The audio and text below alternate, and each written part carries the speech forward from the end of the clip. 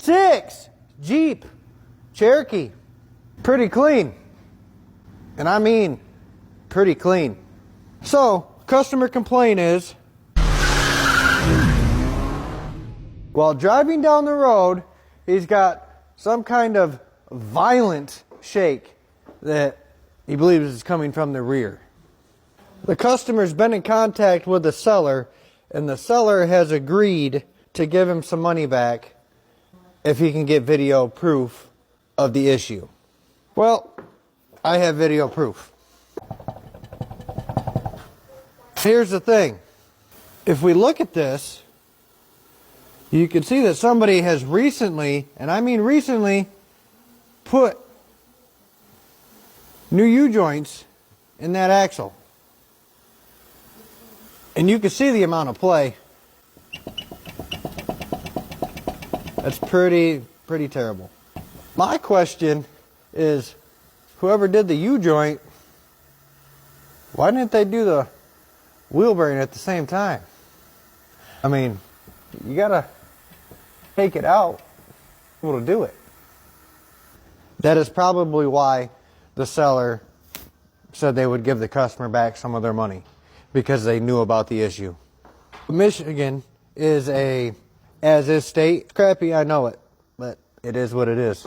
But there is an exception to that as-is rule, like misrepresentation or fraud or failure to disclose a known issue, which you can kind of see right here.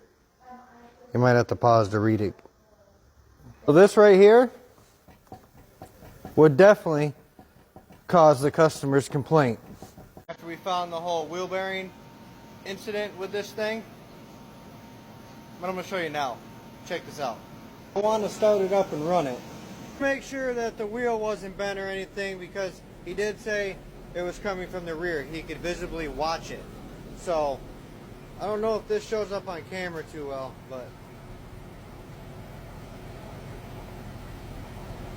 that axle's a wee bit bent. Wow. You spin me right round, baby, right round. We got the tire back on. We're only going to put a couple lug nuts on it, but it's going to be more exaggerated with the tire. Check that out. Yep, I see what he means. That could have easily been mistaken as a bent rim.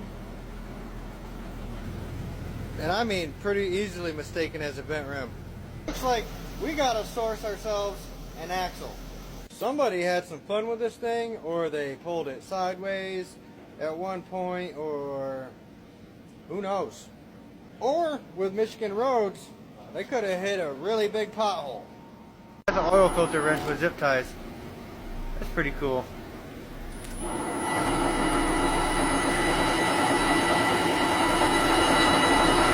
That's gotta feel great. Broken zip tie.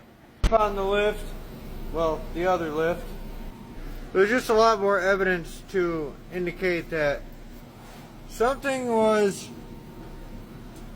hit, because new shackles. This one's got one new leaf spring. At least they used new U-bolts. This side over here reused the leaf spring, new shackle. I don't know if this will show up in camera, but that U-bolt is kind of, let's see if I can show you here.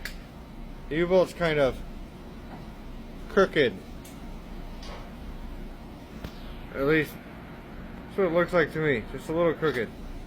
So we're seeing new shackles, new leaf springs, or new leaf spring, and we ended up putting a new wheel bearing in here, so no more wobble in the front end.